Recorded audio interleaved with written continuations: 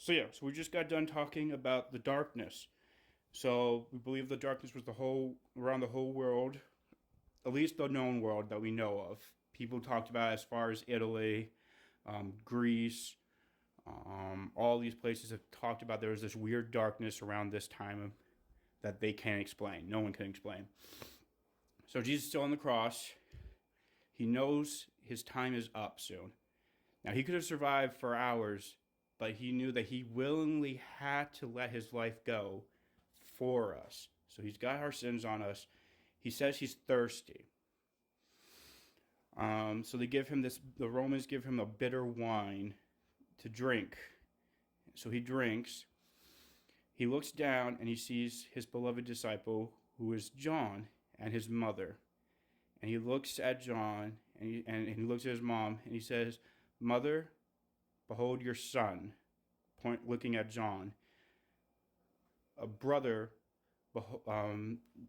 disciple John, behold your mother. Take care of her. And so John was known to have taken care of Mary the rest of her life, at least. So when it gets close to being done,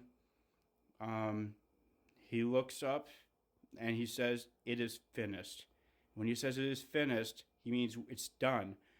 The payment for our sins is done with. It's done.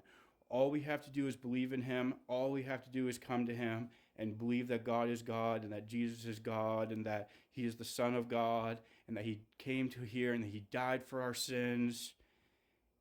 And he breathed his last breath and he gave up his spirit. And this was so early of his death that even Pilate was wondering, how the heck did he die so fast? It's because he gave us his life. He gave his life up for us. He didn't be like, I'm going to try to live as long as possible. No, he's like, it's done. I'm done. Now, when he dies, he says it is finished, there's a major earthquake that hits the whole area as far up as Turkey, Greece, the Cyprus Islands. All these places had this major earthquake that we know is true because they have evidence for this. And the temple. Now, if anyone understands the temple has its own little separate parts, and one part is called the Holy of Holies. Now, only the high priest can go once a year into that area, and it's protected by this really thick curtain that they said that no sword could cut because that curtain was so thick. Well, as soon as Jesus died, the curtain from the top to the bottom ripped down the middle and opened up. That's just amazing that could happen. Nobody could explain that happening.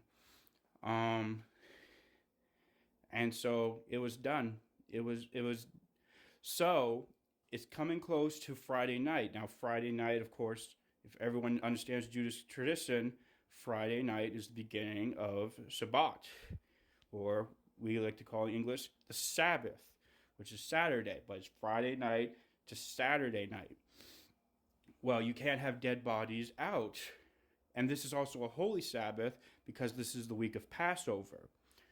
So the religious leaders go to Pontius Pilate and say, we want to make sure these people are killed, and we want to make sure they're taken down because it's almost the Sabbath.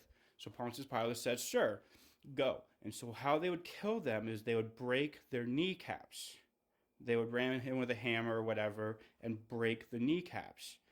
So they broke the kneecaps of the two criminals that were with Jesus, and they died pretty quickly after that. And then what happened was got to go break Jesus' kneecaps, and somebody noticed he's not breathing, he's not moving. What's going on? So they grab a spear, and they stab him through the side towards his heart. And when they do, blood and water comes out. Now, blood and water is a sign of death by suffocation. So they knew he was dead. And some people say, well, he might have been taken down early. They even know that they were surprised he died early. No, the fact is, the blood that Jesus lost during this day, he would not have survived.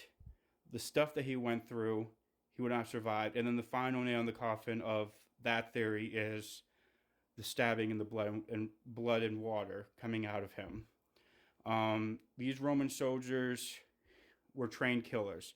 If he didn't die, it would have been them being killed. They had to make sure that Jesus was dead. They knew death. They were trained well on death. And it's sad, but it's true. So yeah, he was dead. So Nicodemus, a member of the Sanhedrin who was a secret disciple of Jesus, goes to Pontius Pilate and asks permission. I want Jesus' body so I can bury him. And I need to bury him quick because it's almost sunset. It's almost Sabbat. So Pontius Pilate said, sir, yes, you can have his body. So Nicodemus goes and gets him, brings Mary Magdalene, Mary, some of the disciples, some other people, and they go and they get his body, and they take his body, they wrap him, they put the stuff on that they need to, and he even puts him in his own tomb. And this guy, again, was a leading religious leader, so everyone would know where his tomb was because of who he was. So he goes and they bury him. And everybody is just, it's a sad, sad day. But Sunday's coming. And a lot of us know what Sunday it is. And I cannot wait to talk about it. But the fact is, the matter is, one, Jesus was a real person. We have so much evidence outside of the Bible to prove that he was real. And two, he definitely did die on that cross. He didn't pass out. They didn't take him down early to save him. No, he died on that cross. And he died for you. He died for me. He died for everybody. And Sunday's coming. Have a great rest of your Good Friday.